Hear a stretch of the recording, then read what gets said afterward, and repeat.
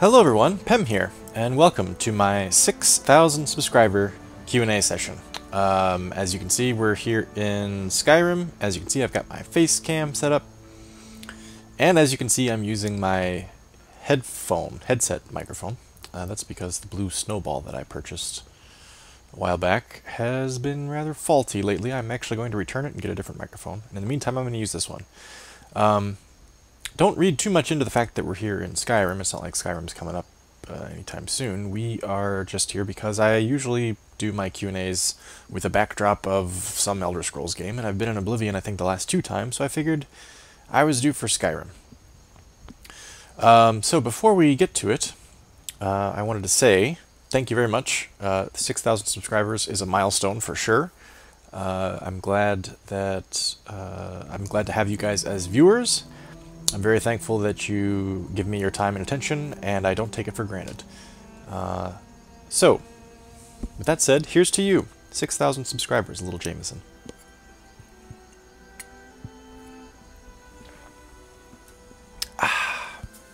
That's a good way to start. Okay. We'll get to the questions and comments here. I managed to set this up in a window. Sorry, I have to Alt-Tab here so that I can actually see what I'm looking at. Okay, alright, put that back. A little overzealous there, sir. Right, okay. So we're going to get to it. First, the comments where somebody wished me congratulations without having a question. The first one comes from the Undefined one, who says, "Congrats! I've only been able to keep up with Mass Effect, but I hope I can catch up on the other series and streams in the future." The Undefined one, by the way, a long-time viewer of mine. Thank you, the Undefined one. I appreciate it. Mass Effect 3 just concluded, so there's plenty to catch up on. A new Let's Play will be starting probably the day that this is uploaded, actually. So, those of you watching it as it's up, you'll be able to probably see the video for the new Let's Play coming right up. It's my first blind Let's Play. Never done a blind one before. I guess I am playing Dishonored in the stream, and that's blind, but streaming and Let's Playing, 2 different things, I think. It's my first blind Let's Play. Hope you guys will enjoy it when you see it. The second comment comes from Oni, who says, "Congrats, Pem. Unfortunately, I can't think of a question." No problem. Saves me some time, Oni. Thank you. The next comment comes from Dazzla Darren, who says, "Well done!" Exclamation point. Thank you, Dazzla. The next one comes from longtime viewer Harry, who says, "Woo! Congrats on the 6K.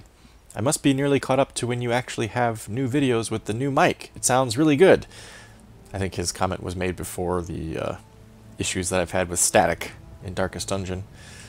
And I had it in a stream, too. That's what finally broke the camel's back, was despite my attempts to fix it, I'm looking at the camera here off to the side. You guys can't see it, but I'm staring at it with anger.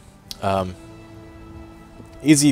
good thing is that I can return it really easily. And the new microphone should be here tomorrow, which will be just in time for my big Saturday stream, which I haven't done in a long time.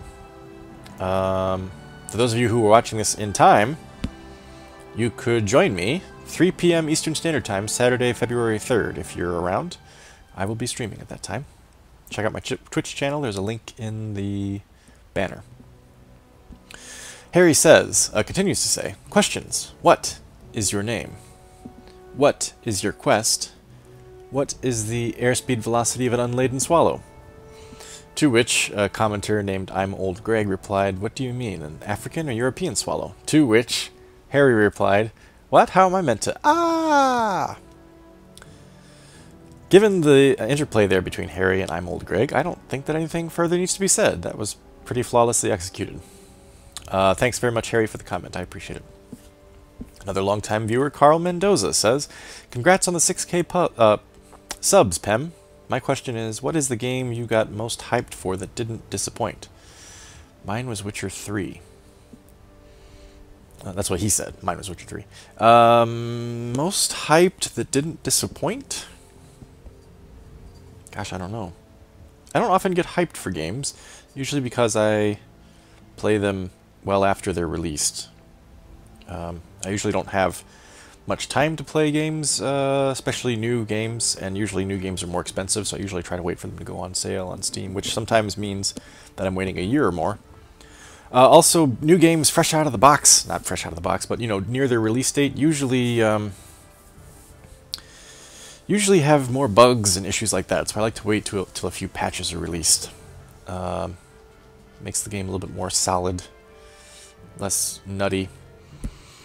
Yeah, so I don't often get hyped for games because I figure, oh, it's going to be a while till I play it.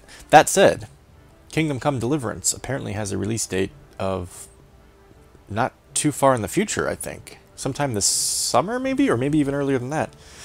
I just saw the news the other day, but it escapes my mind what the actual release date was. Anyway, I'm very excited for that. I was a backer of that on Kickstarter, which, God, that must have been 3 years ago. So it's finally cool to hear that it's coming out. I wonder if my machine will be able to run it, but we'll deal with that when it happens. Yeah, I don't know that there's been a game that I've been hyped about and then gotten disappointed. Kingdom Come Deliverance I'm very excited about, so we'll see how it goes. Thanks, Carl, for the comment. I appreciate it. KevC00 says, are you going to do an Andromeda Let's Play?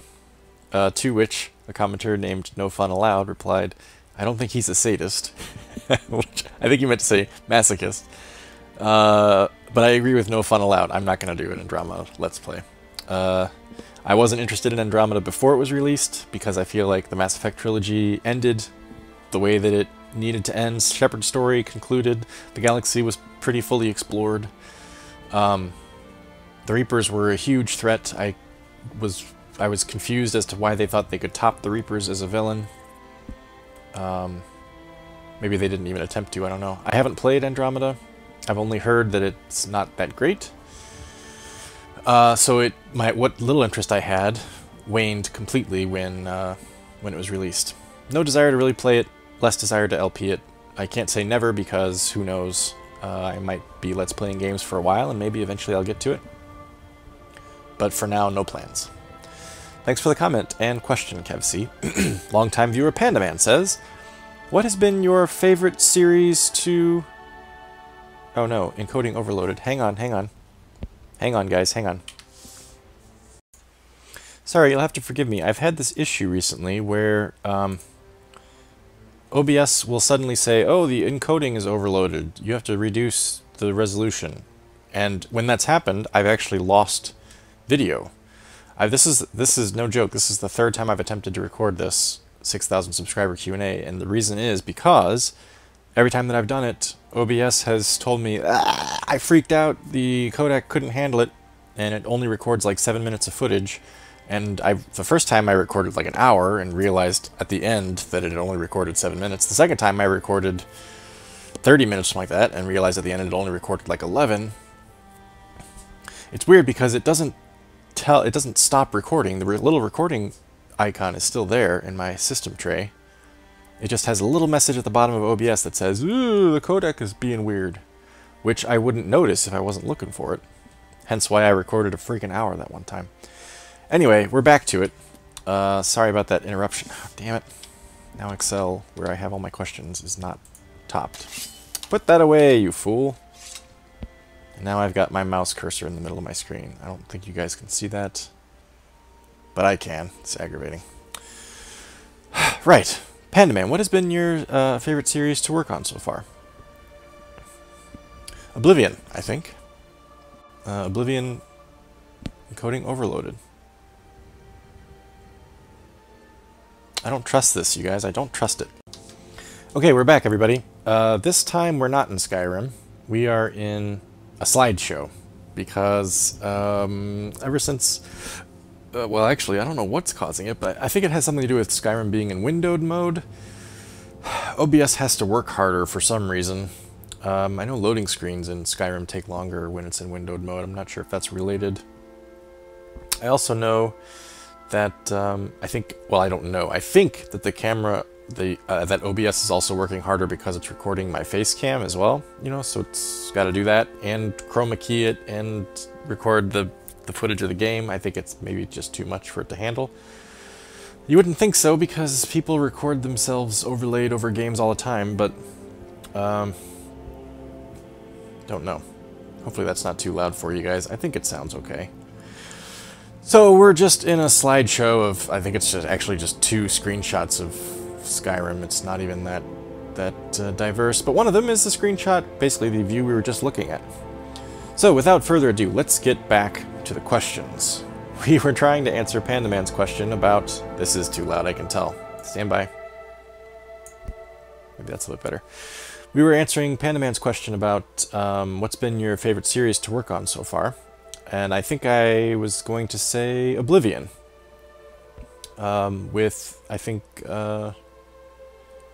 Skyrim's a close second, maybe tied with Mass Effect series. Oblivion, I think, was my favorite because I just love the game, and I really like how Nebish's character developed and how his story turned out.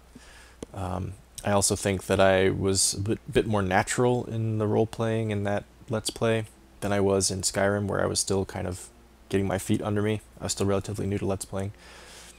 Skyrim, it took me a good, like, 40-50 episodes to really feel comfortable on the microphone, talking. I also didn't know much about mods at the time. I knew even less about how to handle videos and process them. As you can see, if you go back and watch some old Skyrim videos, some of the quality of those videos is awful. And it makes me kind of cringe to watch it now. It's like, ah, man, I should have done better than that. But I am very happy with how Anaig's story turned out. I think that's actually probably the best plot I've had in a Let's Play so far that I've done, you know, I guess which means just, I guess you can count Diablo 2, Oblivion, and Skyrim as stories where I tried to inject a personal plot to it. You could argue how well I actually did. I think Skyrim had the best story, but I think Oblivion I was more technically proficient by that point. Better able to deal with mods, though I needed a lot of help, certainly, and more comfortable. So yeah, Oblivion was my favorite series. Mass Effect, just because it was so large, I think, is up there. 3 games over 3 years of recording time, with breaks in between. I had a great time doing Mass Effect, and I'm really happy with how Malcolm Shepard's story turned out, I think. I think it stayed pretty true to his character that we had established early on. But in terms of just epic scale, The Elder Scrolls is hard to beat. Hope that answers your question, Panda Man. Thank you for the question. Next one is from longtime viewer Walter R., who says, in a prior commenter video, you said you worked with a lot of archaeology and American West history. What places like that or national parks have you hit up? Any interesting stories from your time doing this? Yes. Let's see. I was in New Mexico for field school in 2003. I was near a town, the field school that I participated in was near a town called Fence Lake, New Mexico.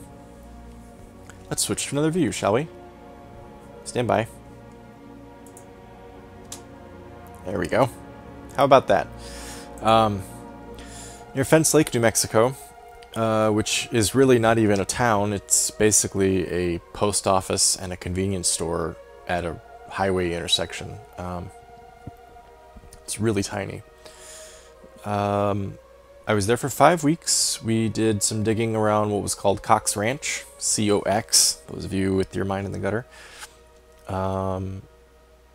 The site that we were digging up was, so the professor who was in charge of the dig, Andrew, his name is escaping me at his last name is escaping me at the moment. I own his book. I bought his book since I was a student of his during field school. Rats. I will think of it. Maybe I won't think of it. I don't know. It's been years since I've tried to remember his name. Anyway, it was with Washington State University.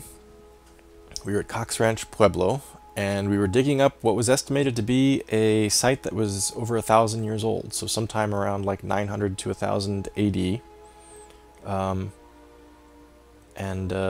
We had 5 weeks out there. There were 4 groups. They divided us into 4 groups of students, and each group had its own RA, research assistant, which is basically just a graduate school anthropology, not major because they've already graduated. What would the word be? Graduate student, doctoral student in anthropology. The first week that we were there was kind of a training and get accustomed and learn the techniques. And then the remaining 4 weeks, each group did digging for 3 weeks, and then one of those weeks, on a rotation, we did what's called survey, which is where you actually go out to the surrounding terrain. We went, probably, it could have been as far as like 5 or 6 miles radius from the site that we were at, and you search for other sites that might be of interest, possibly related to the site that we were digging at. So the week that I was on survey, the research assistant who helped the survey group, his name was Hugo, and he was totally like an outdoorsy mountain man type of dude. Backpacky type, like comfortable in Colorado, you know, that kind of thing. Anyway, he was a very cool dude. He was really energetic, not energetic. He was pretty laid back, but he had lots of energy. He liked to be really aggressive and go far out into the field and stuff like that. So it was kind of hard to keep up with him sometimes. But anyway, there was one day when we were on survey where we had hiked out away from the site and gotten to where we were going to explore. And we were probably, boy, the music is really stirring, isn't it? We were probably 2 miles or so from camp, and the terrain around where we were in New Mexico is mesa and valley. So right, the mesa is the plateau, and then you have like a cliff. Could be anything from like 100 feet down, or even taller, down to, you know, it could be like 10 foot. It's not very high. And then at the base of the cliff, there's what's called a talus slope, which is like crumbled rock and boulder from the cliff that's fallen off and just kind of settled at an angle. And then of course there's the valley floor, and the valley goes down to like an arroyo, which is basically just a dry creek that runs down the valley, and the creek only fills when it rains. Anyway, so we had hiked out, and he took us, he's like, you guys got to see this. He took us through the talus, through the rocks and boulders, to the edge of the cliff, and the base of the cliff, I mean. And there was this large, flat wall on the cliff. You know, it was the stone cliff itself, but the cliff itself was this large, flat wall, maybe 20 feet wide and about 30 feet tall or so. And he said, now you can't see it right now because the sun is still behind the mesa. But as soon as the sun comes up over the top of the mesa, this wall is gonna light up. He said there's hundreds of tiny horseshoe-carved, rainbow-shaped, you know, they just pecked away the rock and made all these little horseshoe rainbow shapes all over the rock. And you know, he's like, and they're everywhere. And when you looked at it in shade, you couldn't see anything. It just looked like a rock face. You're like, oh, okay, whatever. But as soon as the sun got directly overhead, so that it was shining right down the edge of the cliff face, so that, you know, the portions that stuck out were in light, the portions that were in shadow, you get that high contrast, right? The whole thing, like he said, is just boom, all at once. You could see all these horseshoe shapes that some Native Americans 1,000 years ago had pecked into the rock. It was like a breathtaking experience. It was one of the coolest things that's ever happened that I've witnessed. It felt like something out of Indiana Jones, right? Like you got to have the staff in the right place, and the sun's got to go through the ruby, and it's got to hit the, you know, it's going to hit the location of the arc. That's kind of what it felt like, because the sun had to be just right to be able to see all this detail. And it was cool because it was old. You know, who knows? Maybe nobody had seen that except for Hugo and us for possibly hundreds, if not thousands of years. Well, not thousands, possibly hundreds of years. Really cool experience. And it made me wonder too. I'm like, how the hell did they do this? Because obviously they could, you know, they could stand there and etch what was within arm's reach from the ground, but then it was like a 30-foot tall wall, and they were all the way up and down the wall, the whole expanse. So it was like they didn't have a rope and pulley, like they weren't, you know, it wasn't like window washers. They either had to like scaffold their way up there, or or climb the wall and then hold on while they did it, like kind of bouldering, you know, which would just be exhausting, because can you imagine trying to hold yourself in place and do all this fine detail work with a tool on stone? It was really cool, though. Yeah, if I could go back and see one thing from my field school experience, it would be to see that wall again at that time of day. It was brilliant. Did I actually go any places? Yeah, we went to Chaco Canyon. We went to Mesa Verde. We went to Zuni Pueblo. There was one other place that we checked out, but I don't recall what it was at the moment. Chaco Canyon was very cool. Mesa Verde was cool, but we didn't spend much time there. I would say Chaco actually probably was my favorite site to visit of the ones that we saw. It was really neat. Yeah, New Mexico is gorgeous. Walter, you probably know because you're out in Utah. I think it's similar terrain, if not identical, but wide expanse. We were at probably like 8,000 feet or so. So the air is a little bit thinner. You can see forever. You know, they call it Big Sky Country, and it is. It's just like I remember I was digging one day and I took a break and I was just kind of sitting at the edge of my hole and drinking water. And I looked up and I saw it was perfectly blue sky because it's the desert. And I saw a plane flying overhead way, 35,000 feet, whatever it is, way up there. And the air was so thin. I watched that plane, I mean, the air, it wasn't super, it's not like I had to breathe up through a mask or something like that. But being that high up, which I'm usually not that high up, I watched that plane fly overhead for, it had to have been 10 minutes. I could still see it off in the distance 10 minutes after it had passed over my head. I was just sitting there going, when is this thing going to disappear from view? Because where I'm from, the Midwest, 600 to 800 feet in elevation usually, you can't see a plane for that long. It either gets lost behind some trees or behind it gets lost in cloud cover because the air is thicker. It was a weird experience just being able to see an airplane for that long. Anyway, yeah, New Mexico's gorgeous. It felt like being on another planet. It was strange. When I was there, I was like, I want to live here someday. Now that I have a family, I don't want to live there. But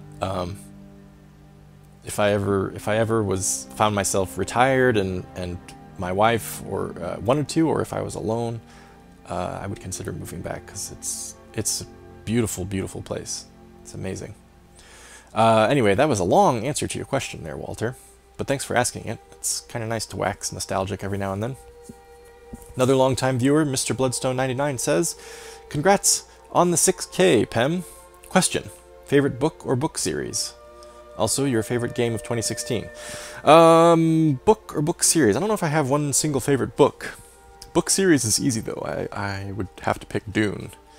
The original Frank Herbert 6, from Dune to Chapter House Dune. Those are my favorites. I have not read the Brian Herbert books that followed that up, the prequels and interquels and sequels. I read a synopsis of where he goes with those books, and they did not interest me too much, so I've avoided them. And I don't feel like I've missed out at all. But the original Dune, the original 6 Dune series is my favorite. Incidentally, I have heard that Denis Villeneuve, or however you pronounce his last name, I don't know, he's French. He's got a French pronunciation, so of course I'm not going to get it right. The director of Arrival and Sicario and Blade Runner 2049, which I just recently watched, which was fantastic. He is supposed to be in the works to be directing a Dune adaptation. I liked David Lynch's Dune. Critics didn't like it. And I can see why. It's messy and it's kind of...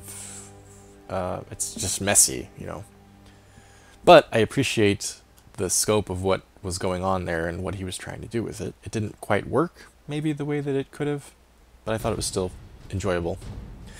At that time, mid-80s, it was hard to find good film sci-fi apart from Star Trek and Star Wars, so the fact that somebody tried, that gets big points from me.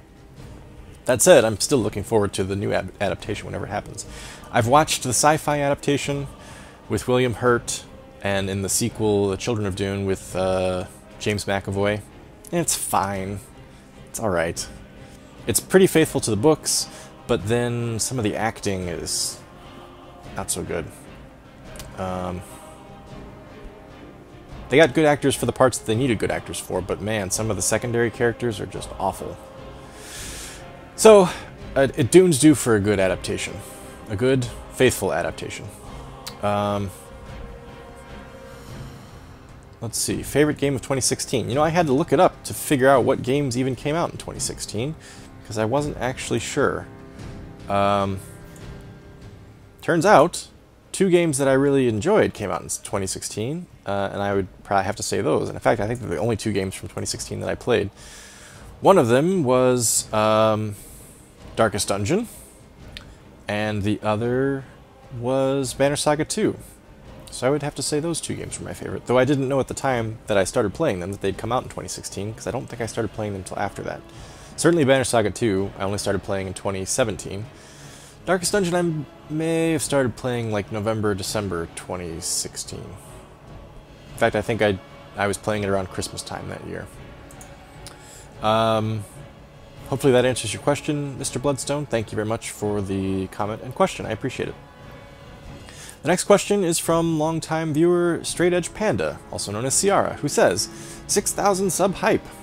As for questions, have you ever played a game you thought you'd hate and ended up really enjoying? If so, what was it? I would have to think about it, but I think my answer is no, I have not, because usually I don't pick up games that I think I'm going to dislike. I don't have a ton of time for games, especially now that I'm Let's Playing and streaming. I basically don't have time to do any games that I'm not uploading or streaming. But when I do have time for games, there's such a long list of games that I want to play that I think I'm going to like, that games that I think I might dislike, I don't even take the chance. Because why waste my time if I think I'm going to dislike it when there's other games I wish that I was playing? I understand with that mentality that there are probably titles that I think that I would hate, but that I would actually like, that I'm missing out on. But that's a price I'm willing to pay, so as to not have to deal with shitty games when I could be playing something else. Hope that answers your question, Ciara. Thanks for the comment. Next one is from See the Rainbow, who says, congrats! I've heard you mention that you've played Paradox games on your own. Any chance you might play some for the channel? Also, what's your favorite Paradox title? You have an extremely pleasant voice to listen to. Ever thought of doing voice work for audiobooks or something? And finally, oh, nope, not finally. Once Mass Effect wraps up, any chance we might see some Dragon Age? And then finally, coffee, tea, or hot chocolate? Alright, let's take these one at a time. I've played Paradox games on my own, yes, and I've actually uploaded a Let's Play of a Paradox game to my YouTube channel, in case you haven't seen it. I did a 212-something episode Let's Play of Crusader Kings 2. It took me almost 2 years, I think, to record the whole thing. We played as House Chatenois. I won't spoil for you what happened, but we did pretty well, and then kind of badly, and then held on pretty well toward the end. But if you wanted to see me play a Paradox game, that's fun to check out. Another Paradox game that I like to play is Mountain Blade, of course. I'm not very good at it. I've thought about Let's Playing it, but the fact that I'm terrible at it kind of discourages me. Though I'm also terrible at Unreal Tournament, and that didn't stop me. So maybe someday I'll do Mountain Blade. Though I understand Mountain Blade 2 is in development, which is also exciting. God, I hope Mountain Blade 2 hasn't already been released. I think I would know that if it was. I'm pretty sure it hasn't. Let's see, what's my favorite Paradox title? I'd have to say Crusader Kings 2, for sure. I know that I should be playing games like Hearts of Iron and Europa Universalis, and I had someone suggest to me the game Sengoku, which is basically, my understanding is, it's Crusader Kings 2 set in feudal Japan, which I love feudal Japan. I have purchased that game, Sengoku, but I've never tried it just because I don't have the time, but I'll get to it someday. I have an extremely pleasant voice to listen to. Ever thought of doing voice work for audiobooks? I have. I thought about it. I don't know how I would get into it, 1. 2, I feel like to be a good audiobook reader, you need to have some acting experience, acting skill, to give better voice to characters and things like that, which I don't have. I've never acted in my... Well, I was in my grade school production of Winnie the Pooh when I was in 5th grade, and I played Roo, and I had all of like 3 lines. So imagine me wearing a little kangaroo suit that my mom made for me. And I happened to have laryngitis that day too, so I had to really try to shout to be heard. But otherwise, absolutely no acting experience. None whatsoever. So that makes me think that I'm possibly I don't have the background to do reading for audiobooks or voiceover work. I would be interested if somebody wanted to pay me money for it, but in the meantime, without that experience and no real interest in getting it, I'm not going to go to acting classes these days. I don't know how to get my foot in the door. If anybody knows something, though, feel free to let me know. Or if anybody has any voiceover work they'd like to ask my opinion on or ask me to read for, I would be interested to read for it. Once Mass Effect wraps up, any chance we might see some Dragon Age? Yes, I will do Dragon Age eventually, though I like to take breaks between games by studios. So when I finished Skyrim, I took a break from Bethesda games before I got to Oblivion. Now that I've finished Oblivion, I'm taking a break before I get back to any other Bethesda game, like Skyrim again, or Fallout. Likewise, when I finished Mass Effect 1, I took a break before I got to Mass Effect 2. BioWare games and everything. So, having finished Mass Effect 3 just recently, I'll take some time before I go to Dragon Age. But it's in the queue for sure, and it's high up in the queue. One of the things that kind of gives me pause about it is it's another trilogy of games, and I know that if I do Origins, I'm going to also do 2 and Inquisition. So it feels like a big commitment, you know, because it took me over 3 years to record all of Mass Effect. It would probably take a similar amount of time to do Dragon Age. So it's like, oh, okay, that's a lot. That's a lot to do. But I will do it because I like Dragon Age Origins. That's the only one I've played. I've not played 2 or Inquisition. But Dragon Age Origins on its own is enough to get me to want to play the whole trilogy. So, your last question, See the Rainbow, was coffee, tea, or hot chocolate. I try not to drink caffeine if I can help it, because I have a heart palpitation that tends to freak out when I drink caffeine. So, I guess I would choose hot chocolate, but I really only have hot chocolate like twice a year, maybe, if that. You know, when it's cold and you like come in from the snow or something like that. When I'm sick, I sometimes make myself tea, though I try to find caffeine-free tea. Actually, I probably drink tea more than hot chocolate. Yeah, okay, tea. There you go. Thanks for the question, See the Rainbow. Next is from Jonathan Jones, who says, Hello, Pembach. Sorry I'm always later to the party. For me here in Wales, it's about 10 a.m., while for you, I assume it's about 2 a.m. I've got 2 for you. So, 1. From the shortcuts in this screenshot, he means my desktop when I recorded the video to announce this Q&A, are we to anticipate a future roleplay of Oblivion? Secondly, early games that absorbed you. For me, I spent more time playing 2 games than anything else, Divine Divinity and Riven. Riven, the second in the Myst series, had me learning a different number base and the rudiments of a native language, not just to solve puzzles, but also to understand a different culture. For me, Riven was a true role-player's game. It put you in the driver's seat, and if you didn't use your wits, the worlds, whichever one you were in, could not move on. Of course, point and click is despised by some. What did it for you in the early days of gaming culture? Cheers, Pem. First question. Future roleplay of Oblivion? Yes, I will do a future roleplay of Oblivion. I have a plan for it. It's going to be something very different than what I did before. Not just character different, but I mean the actual format and plan for the LP will be very different. The reason that those folders are still on Oblivion is not because of plans for a near future Oblivion Let's Play. It's rather, that's all stuff from Nebbish that when I got my new hard drive I copied over and tried to set up to be able to resume that Let's Play, and of course it never worked. But I haven't been able to bring myself to delete those files because I feel like, maybe someday I'll get motivated and I'll try setting it up again and seeing if it'll work. I don't think that's ever going to happen because it's a pain in the ass. And I could put 40 hours into it and still not have it work and it would all be wasted. But at the same time, I just can't bring myself to delete it. I'll probably delete it someday. I don't know. But for now, it sits there. Early games that absorbed me. Well, I've played Divine Divinity and Riven. Divine Divinity only recently. I got about maybe 10 hours into it and put it aside. I really enjoyed it, but I put it aside to do something else, and I've never gotten back to it. I mean to, but I haven't yet. Riven I played back in the late 90s, early 2000s, I guess. Shortly after it came out. I've played Myst and Riven. Riven I enjoyed, but I remember I got stuck on a puzzle or two somewhere and couldn't make any progress, and I just gave up. I could have, I guess, looked it up on the internet, but that felt like, well, if you're going to look up the solution to a puzzle, why even play a puzzle game in the first place, you know?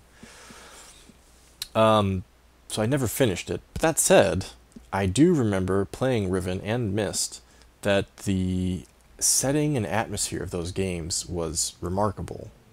It's very spooky feeling, kind of haunted feeling, like you're never in any real danger that I can remember in those games, or you never feel like you are, but it always feels like you're being watched. I don't know if that's an accurate description for other people who have played the game, but Riven especially, even more than Myst, it always felt like, because you're walking through, sometimes you're just, it seems like you're out in nature, other times you're walking through like houses and rooms and spaces that obviously had people in them at some point, and there's nobody around. Or every now and then you'll see like a little figure pop up and then disappear. I think that happens in Riven. But it's very good at feeling like, ooh, should I really be here? I'm sure there's somebody here. I'm sure that somebody's going to jump out and, you know, see me. But it's yeah, it just kind of leaves you feeling uneasy, which I really enjoyed. I don't know that I'll ever go back and finish the game. It's been almost 20 years since I played it, but still, I remember that experience with Riven, the haunted nature of it. Games that sucked me in the early days of gaming culture. I would probably have to say the game that did it the most was called, well, there were two actually. One of them was when I was probably 13 or 14, and it was Lucasfilm's Their Finest Hour, The Battle of Britain, which is and was a World War II flight combat simulator. Tons of fun, very basic controls. You could do it with your mouse and keyboard. You didn't need a joystick, and you didn't need an actual pilot's license to fly like you sometimes do for modern day flight sims. Yeah, it was tons of fun. I put lots of hours into that. And then another game that I picked up when I was probably 16 or so was Sierra's Lords of the Realm 2, which was kind of a precursor to like what ended up being like the Total War games. If you imagine a Total War game with less combat strategy and more economy management, that would be Lords of the Realm 2, I think. It was tons of fun. It was one of the first games I played that actually talked to me, you know. And I remember when I was a little kid thinking, oh man, it'd be so cool if characters in games could actually talk to you. And then I think Lords of the Realm 2 and Caesar 2 were two of the first games I played where characters did. That and Diablo. Characters actually did talk to me, and I was like, oh my god, this is amazing. You can hear people's voices coming out of your speakers. This shows how far we've come with video games, but that was a big deal at the time. Hope that answers your question, Jonathan. Next one comes from Cameron Moody, who says, just like to... Whoa, where'd you go, Cameron? I scrolled down and I lost you. Cameron Moody, there you are. Just like to say, love your videos, but my question is, do you think you will do any more 4X games? I had to look up what 4X games are, because I wasn't sure. That said, the description that I saw made me think that you're thinking of like Civilization 5 as a 4X game. In which case, yeah, I would like to do a game like that again someday, but I don't know when. Of all of the Let's Plays that I've done post MechWarrior 3, because MechWarrior 3 was basically like a dry run for my channel as a whole, I think Civilization 5 has gotten the fewest views. So it's not something where I'm like, oh boy, I gotta get back to Civ 5, because that's what the people want. I would do it again, but if there's not much of an audience for it, I feel like people who would rather watch something else will be like, hey dude, come on, wrap up Civ and do something else. What the heck? But yeah, someday I'll get back to a game like that. Don't know when. Don't hold your breath, I guess is my advice. Next comment is from Lou Burke, who says, have you ever been to England or the UK? If so, where did you visit? And if not, where would you like to visit? All the best for your channel in the future from your fans across the pond.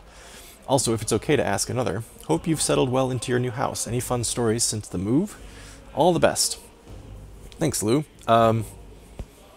First question. Have I ever been to the UK? I have spent about 2 hours layover in London Heathrow. That's all the time I've spent on British soil. I would like to visit, for sure. I don't usually have the money to do it, though, and if I was going to visit, I'd want to bring my family or friends and stuff like that, which makes things more expensive. But yeah, the UK would be a great place to visit, on account of the fact that it's a foreign country where everybody still speaks the language that you speak. You don't have to worry about confusion and cultural differences. Well, there are some cultural differences, but nothing drastic.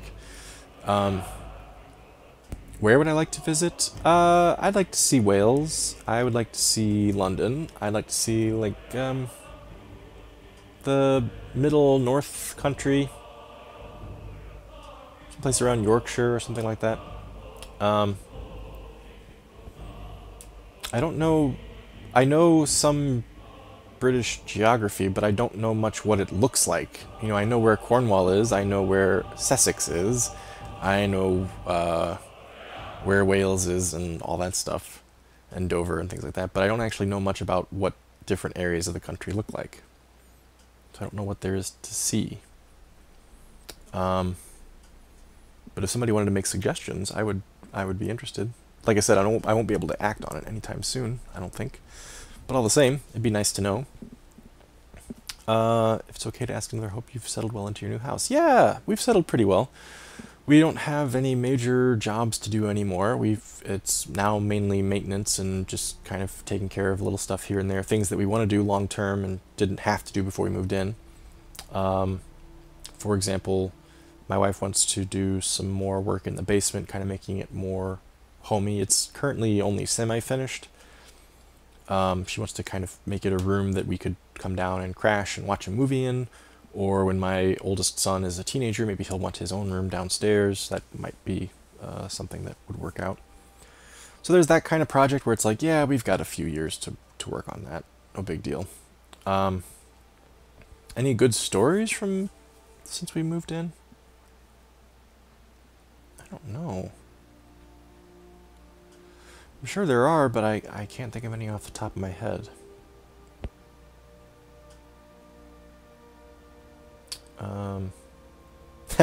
There's one story that I'll tell you from when we were still working on the house before we moved in. It's probably not going to translate, or sorry, it will translate, but it probably won't be too funny for you guys because you don't know my dad. My dad will cuss like a sailor when he's working. When he's not working, he calls it toolbox talk. When the toolbox is open, you can cuss and swear and piss and moan. When the toolbox is closed, you're done. You don't talk like that anymore. I mean, he still does, but he always told us as kids, like, hey, you guys can talk when, you know, in the right circumstance, but then other circumstances you have to, you know, mind the rules. Anyway, so I've been used to my dad cussing because he cussed when I was a kid all the time. In fact, I learned some pretty interesting cuss words from him growing up. But there was one day we were working on the house, and I forget, we were working on the pantry. We were going to install the pantry, maybe. He had built a pantry for us, and we had the space. We were going to install it. And so I was measuring something down low at the base where the pantry was going to go in. And we were trying to fit something into place. I can't remember. Anyway, he was standing over my shoulder as I'm doing this, and he's watching me do it. And I said, okay, we got this, but do we need to do this other thing? And I started to do it. Whatever the other thing was, I started to do it. And he goes, quit dicking around with that. And it just surprised me. It came out of nowhere. Neither one of us were saying anything inappropriate. But to have your father tell you to stop dicking around with something, I laughed. And he looked at me like, why are you laughing at that? What's the big deal? But I don't know. Just struck me as funny. My dad telling me to quit dicking around. Not in an angry kind of way, like, ah, come on, but more like in a, hey, you know, don't worry about that right now. You'll be wasting your time if you try to do it now. Let's go do something else. Quit dicking around. Right, okay. Hope that answers your question, Lou. Next is from Saitanaz, who says, any plans to LP any of Dragon Age or Witcher games in the future? Well, Saitanaz, I already answered the Dragon Age thing a little bit earlier. Witcher is also in the queue, but similar to Dragon Age, because it's a 3-game series, I know it's going to take a while when I finally get to it. Witcher might be one that well, Witcher would be blind. Completely blind. I haven't played any of those 3 games, though I've heard they're fantastic. I was thinking maybe Witcher would be one that I would stream, but I think I'd rather Let's Play it. Similar to Dragon Age, I'd rather Let's Play it. The stream games, the games that I've streamed so far, are games that I enjoy, but I feel like in the act of streaming them, because I'm interacting with chat and responding to chat, like both responding vocally, verbally to chat, but then also changing the way that I play the game because of things that the chat is telling me, I feel like that kind of, as much as I enjoy it, it makes the roleplay more of an abstraction, I think. It's harder to get into a character's head when you're turning to the chat and saying, oh yeah, good point, so-and-so, and oh, I should probably be thinking about doing this. Oh my god, I'm going the wrong way, thanks for telling me, you know, that kind of thing. And I feel like Dragon Age and Witcher are probably games where I would really want to roleplay and get into the characters' heads. So I think that's why I'll save them for a Let's Play. But anyway, both large undertakings, both in the future sometime. Again, don't hold your breath. Thanks for the question, Saitanaz. The next is from longtime viewer Jezza43, who says, congrats on the 6,000 subs. If you could live in any other country in the world, where would it be and why? I have only visited, myself, Mexico, Canada, Spain, Portugal, and Morocco. I've spent time, like I said, in London Heathrow, and I think I had a layover in Frankfurt, but that doesn't count. I don't consider myself having visited the UK or Germany. So I don't know much about, I wouldn't want to pick one of the other countries because I've never been there. Like, you gotta see a place to know if you want to live there or not. That said, of the countries I've been, I would say Spain, no question. We visited Madrid when we were there. It was beautiful, fantastic city. We were at Gibraltar, which was really cool. I imagine the rest of the Mediterranean coast in Spain, or really anywhere, is similarly glorious. And I know enough Spanish to be able to get by conversationally. I'm by no means fluent in it, but I know kitchen Spanish. Having worked in a bar for a while, bar and restaurant, and having taken it in high school, I got enough practice that I can ask basic things and convey basic information without too much trouble. It might be a little bit rusty these days because I don't use it much anymore, but it's like riding a bike. You can get back into the swing of it pretty easily. So yeah, I'd say Spain. I thought Spain was beautiful. I hope that answers your question, Jezza. I think it does. That's not much. There's not really, you can't get more vague than that. Just This Guy Revamp, also a longtime viewer, says, congrats. You did mention you work in the financial sector. Is there anything specific that drew you to the world of number crunching and financial analysis? Or is it just a job and would you much rather be doing something else? Well, let me make a minor correction. I wouldn't say that I work in the financial sector. I was an administrative assistant to tax accountants for about 7 years. They were the ones doing the financial work. I was just a lackey for them. Not a lackey. An assistant, you know. My experience with the business was pretty much nil. I was more concerned with their schedules and expenses and travel and things like that. Anything specific that drew me to that world? Well, at the time that my current wife, then girlfriend, got pregnant with our first child, we were both working in the bar and restaurant industry. I was working as a manager. She was waiting tables. And once our firstborn was born, we realized, I realized, anyway, I think we both realized, that both of us working restaurant and bar hours was not very good because you're up late, you need sleep in the mornings when the baby's usually up and needs breakfast, and even when they're like a year or two old, they need all kinds of attention and stuff. So the job quickly became stressful because I wasn't getting enough sleep, and on top of that, the bar that I was at was going through a renovation, trying to do a grand reopening, and they needed me for a lot of hours, so I went from working like 35 to 40 hours a week to working like 60 to 65 hours a week. And it got to a point where I was like, I can't do this anymore. I need something that's steadier.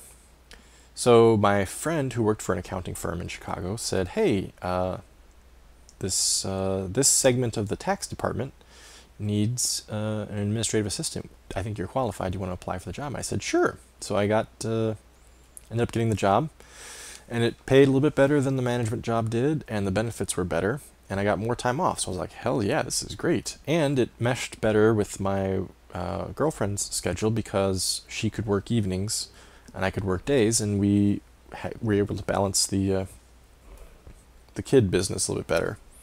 So that's kind of why I got into it, not really as in a desire to do it. Is it just a job? Oh, by the way, that's not what I do anymore, though. I'm currently the assistant to the dean at the School of Nursing at a university here in Minnesota, which is similar to what I was doing before, just in an academic setting. For a nurse rather than for a tax accountant. Would I rather be doing something else? Well, I went to school for anthropology, but I kissed that career goodbye a long time ago. My dream is to someday have a job where I can work from home. My wife works from home, and I see the perks. Man, to not have to worry about commuting, to be able to just do things at your own pace. So, like, it eliminates so many things from your day that are stressful. Like, so for example, I have to be at work by 7:40 in the morning. But in order to do that, I have to get up at 5:40. Whereas if I worked from home, I could start my day at 7:40 and get up at like 7 o'clock. Be showered, have breakfast, and then start my day. And get an hour and a half more sleep. Likewise, at the end of the day, I could end my day at 4:10 or whatever, and be home. Whereas now I end my day at 4:10 and I don't get home till 5:15 or so. So that has monetary value. I would be willing to accept a job that paid even slightly less if it meant that I got to work from home. But when I think about like, oh man, how could I get myself into a job where I work from home? I don't really know. I've looked at options, but I don't know which ones of them that I'm qualified for. There's a part of me that's like, you're already doing Let's Plays and streaming. Could you not turn that into a source of income that, even if you couldn't afford to live on it full time, could you afford to live on it like part time? So that you didn't have to work as much in an office. It's like, yeah, that's attractive, but I don't know how to get from here to there. My channel is not small, but it's also not large, and its rate of growth is relatively modest, I think.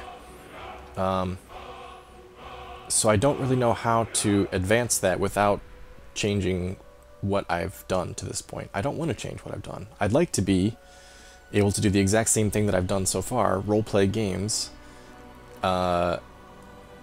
in long-form, slow format, and get paid, $75,000 a year to do it. But that's not the most popular form of Let's Playing or streaming, so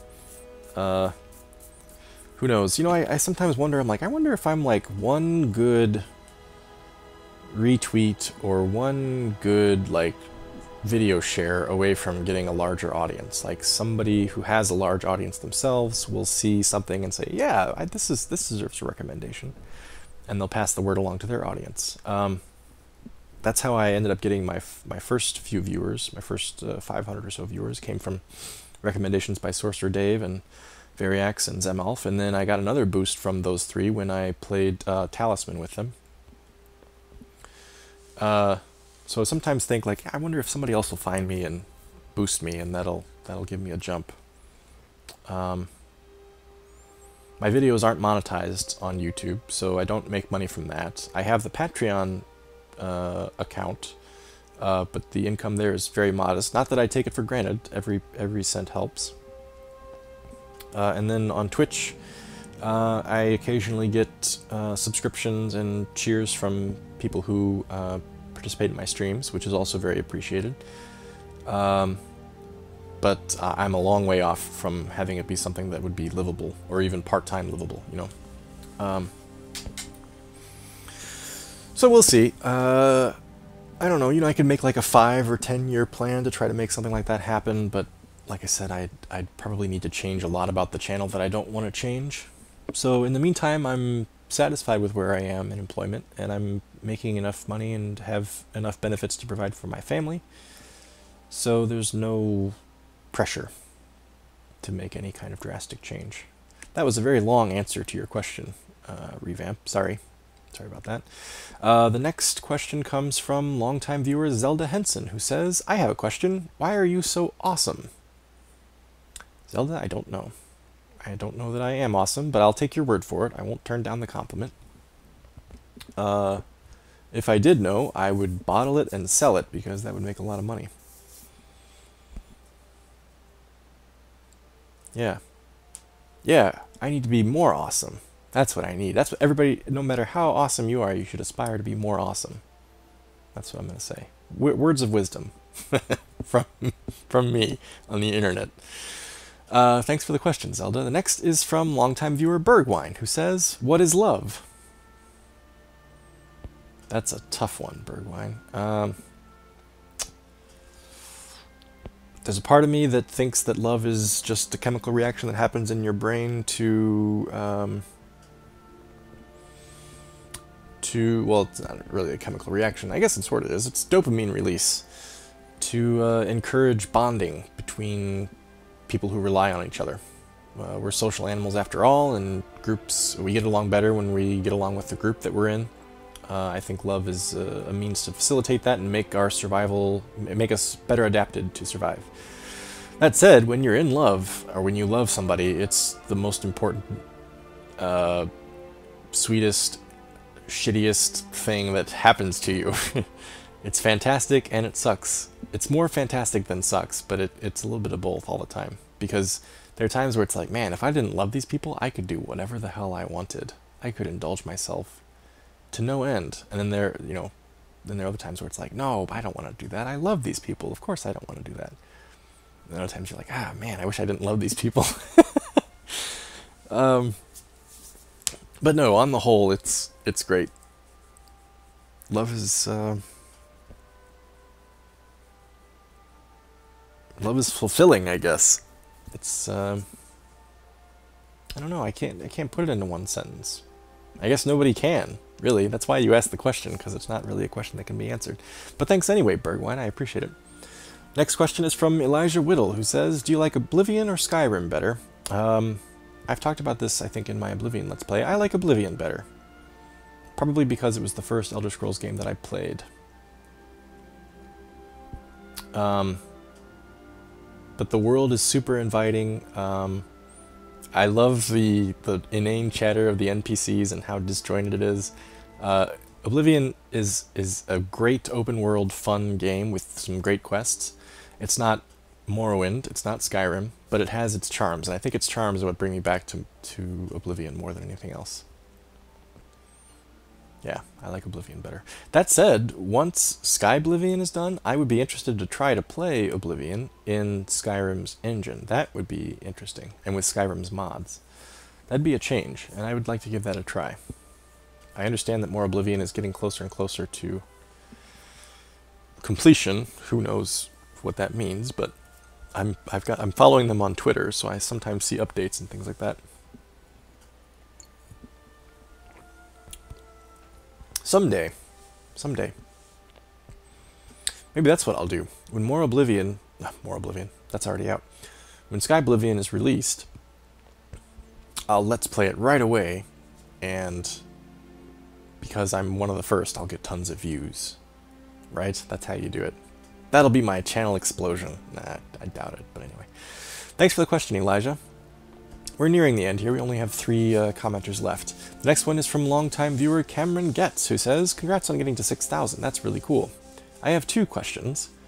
You can pick and choose between them if you don't want to or can't do both." No problem, I'll do both. 1. You mentioned in one of the Mass Effect videos that you have experienced a degree in anthropology. What's your area of interest in the field? And 2, what's been your favorite series that you've done so far? Well, I answered the previous one already. Oblivion was my favorite. A degree in anthropology. My area of interest was archaeology, specifically Southwest Native American archaeology. Hence why I was at the field school in New Mexico, which was one of the questions that Walter asked about. I ended up not pursuing a career in that field for unrelated reasons, though I really wanted to. But at the same time, now that I'm in the career that I want, I'm actually kind of happy where I am, because a career in archaeology would require me to travel a lot, be gone for summers, and that's not really something I don't want to be away from my family that long. The time that I thought I wanted to do that was before I had a family. Once I started a family, it was like, yeah, I can't make that work, and I don't think I want to try to make that work anyway. I don't want to be away from them for that long. So, that said, though, anthropology is still one of my favorite things to read about and discuss. I love catching up on anthropology, love reading anthropology-related books. I love worlds and stories that explore things that are of an anthropological nature, like differences between cultures and, well, in games, races. There's no real races in the real world, I don't think. But it's neat to see different groups of people interacting and see cultures, see the diversity within cultures, and the differences between cultures.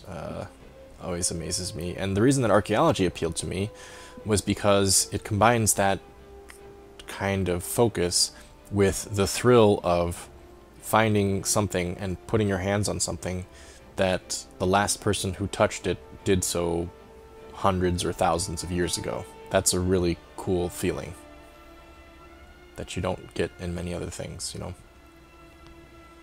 It's just a connection. It's really, I think about that sometimes. I think I've said this before too, but I read, what was I reading? Herodotus's Histories some years ago, which I really enjoyed. But as I was reading it one day, in the middle of reading, I stopped, and I thought, holy shit, this dude, Herodotus, lived 2,000 something years ago, and had no idea of any people, any individual people that would follow, right? He didn't know that I would exist. He knew nothing about me. He couldn't even imagine something about me. Because who could, right? That'd be like trying to say, imagine something about somebody 2,000 years in the future, in 4000 AD. Can you imagine what a person at that time would be like, or look like, or think, or say? Yet, I can read the things that he thought and wrote. It's like he's sending me a message from the past, and I can receive it. Despite the difference in time. It's a really weird experience when you think about it. And archaeology is kind of like that. Somebody produced something or changed something a long time ago and then left it. And then you come along, the first person in hundreds or thousands of years, and you witness what they did.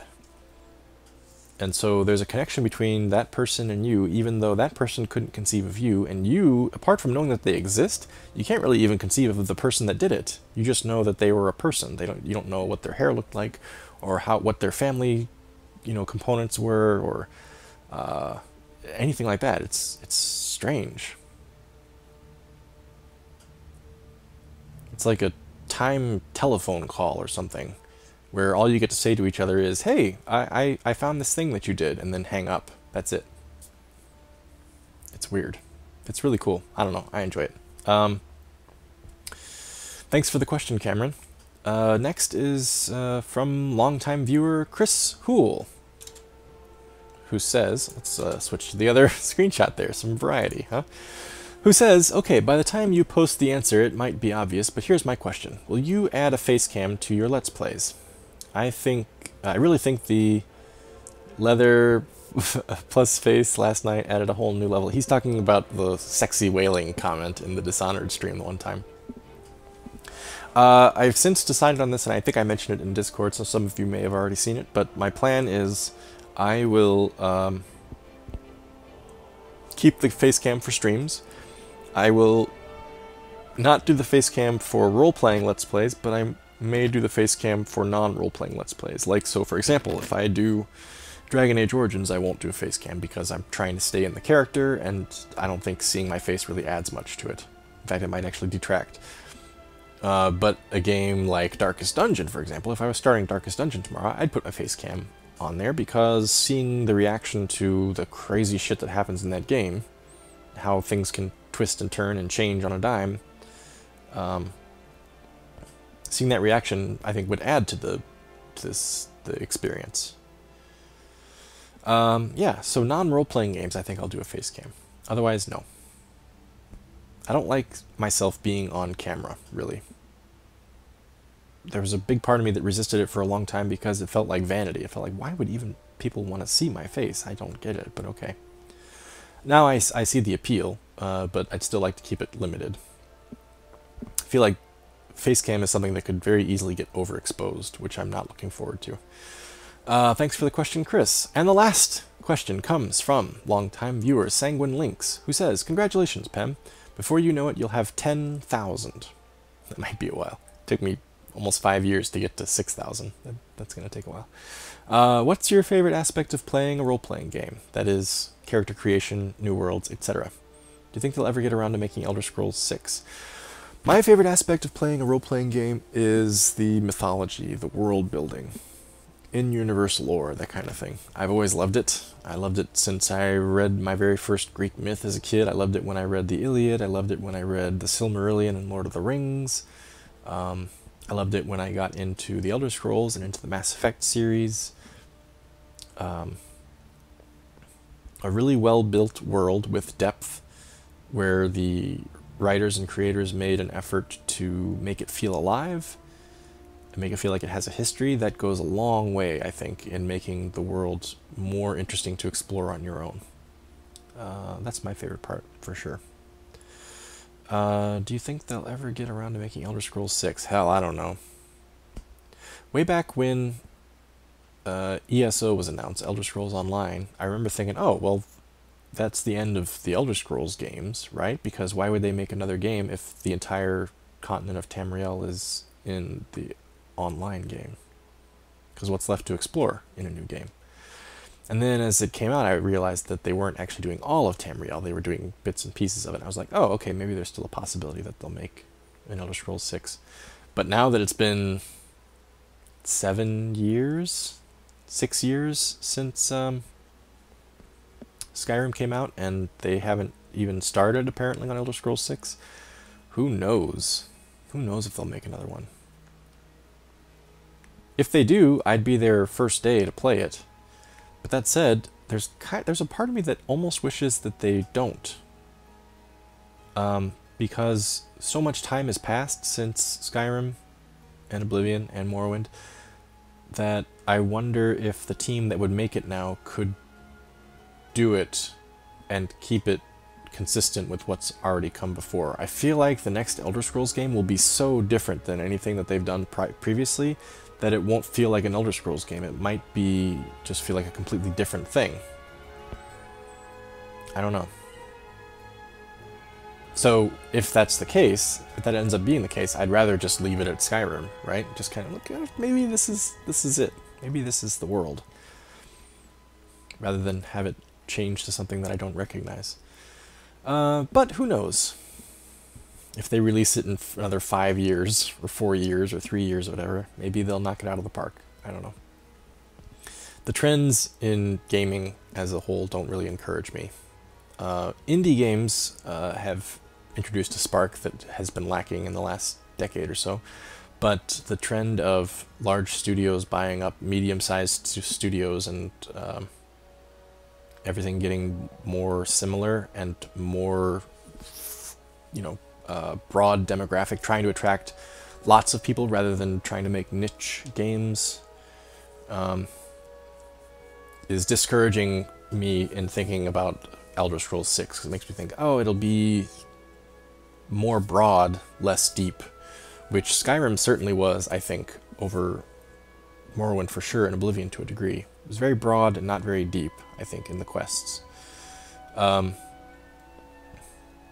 it was trying to appeal to more people, I think, without bogging people down in stuff that they don't care about.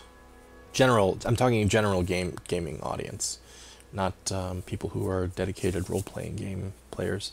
That's not an attempt at gatekeeping. I think it's just a distinguished difference between general audiences and role-playing game fans. It's like the difference between like a general audience going to see a sci-fi movie and sci-fi fans going to see a sci-fi movie, right? Sci-fi fans will line up for anything that's got robots or future or anything like that in it, no matter what. Whether the story is going to be action or whether it's going to be more slow-paced, thoughtful, they'll go no matter what. Whereas the general audience is probably only going to go if it's more action-oriented, right?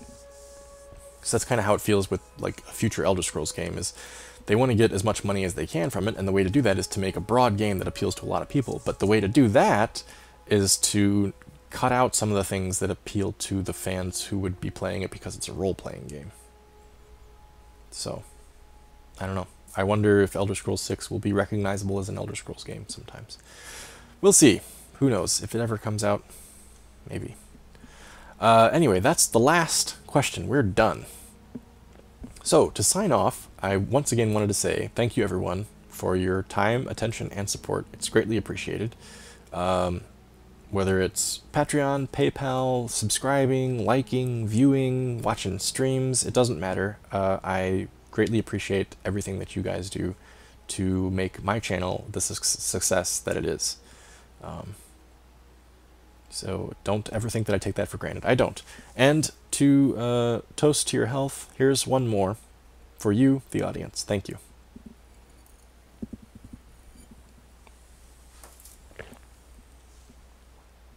That's the Q&A, everybody. Hope you enjoyed it. If you wanted to get a question in and you didn't get a chance because you missed the original video, you'll have to wait till 8,000. If you want to get to 8,000 faster, you have to encourage people to subscribe. Until then, everybody, take care, and I will see you around.